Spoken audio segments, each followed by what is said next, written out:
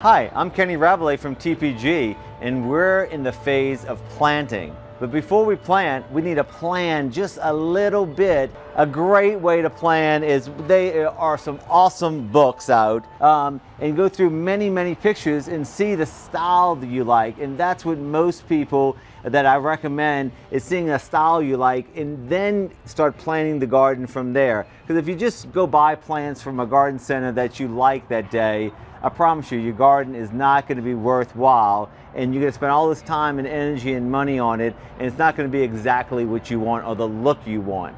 Like, this is more of a structured garden, but yet it has some loose elements to it that it's not so formal.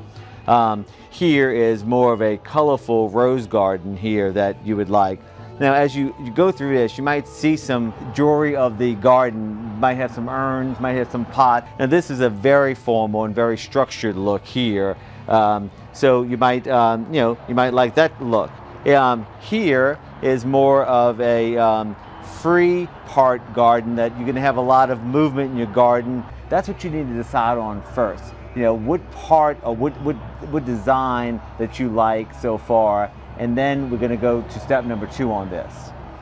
Now you have your look that you want, that you're going after. You have that picture, you have that image, you have that, is it formal, is it less formal?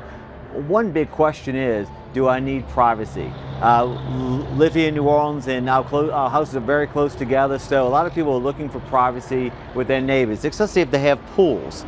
As you see this house behind this house, and here's the pool, and they want some privacy. And because of the room, we plan them pretty close together, and they will grow, totally within each other, and they will actually cover this house up. That is your first layer that we want to talk about first in design, once you pick out the style of your garden. We're here at TPG. I'm going to show you some of our favorite shrubs that go in landscape that we love to use in our landscapes, and we love to educate our customers that they can put them in their landscapes, that they can be very successful. Here's our first one, is green pittosporum, a very old plant, does very well, could grow in shade or could grow in sun, stays green. The new growth is the lighter green, as you could see, and as it stays on the bush, it gets dark green. You could shape it to squares, rounds, hedges. It's just a real nice plant that you can do a whole bunch of things to it. 3 feet, 4 feet, 5 foot.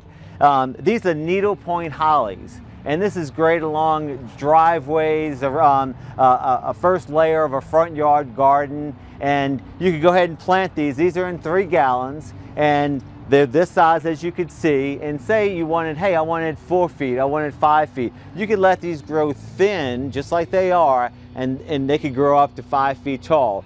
We're talking sasanquas now. Sasanquas do awesome in our area. Right in front of me is called Snow on a Mountain. This is in more of an upright, and it'll grow about 2.5 to 3.5 feet tall if you let it. If you want to keep it about 2 feet, you could sure trim it, and it'll get as thick as can be, evergreen and dark green. Now, this is some color for our garden. This is really nice to put in as accents. This is a kaleidoscope abelia. This will add a lot of color. You can see with the wind blowing, it gives you some movement, gives you tons of color. The colder it gets, the redder it gets. So it obviously changes colors through the seasons. Great plant. Now, when we're talking about azaleas at TPG, azaleas, there's hundreds of varieties, and most people just go after the bloom, of course, and say, hey, well, I want pink, or I want white, or I want salmon, but we need to figure out how they grow and how they trimmed and how you're going to use them in your garden. So the first question we ask is, how they're going to be used in your garden, and how tall can they be? It's like, this is a GG Gerbing. GG Gerbing, this one, it comes in white, and this azalea can get this tall, or we could keep it this tall once it's planted. This is a pink ruffle, which is beautiful too, and you can see the leaf structure of these two compared to, say, like a indica azalea, beautiful hot pink azalea, but it's definitely a different leaf structure. If this is the color you like, within 2.5 feet, this is your plant. Another indica azalea, this is going to be actually a pink with a white in the center of it. One of the newer azaleas that stay a little bit smaller, this is called Bloomathorn or Encores they are, and they're rebloomers, and they're going to rebloom 3 to 5 times a year. You know, azaleas only bloom once a year, the traditional azaleas, but if you want something that actually blooms 3 or 4 times a year, this is it. So take a picture of your space or your garden, email it to us, bring it into the plant gallery, and we want to help you out. We'll walk around, find the right plant material for you, because we want you to be successful.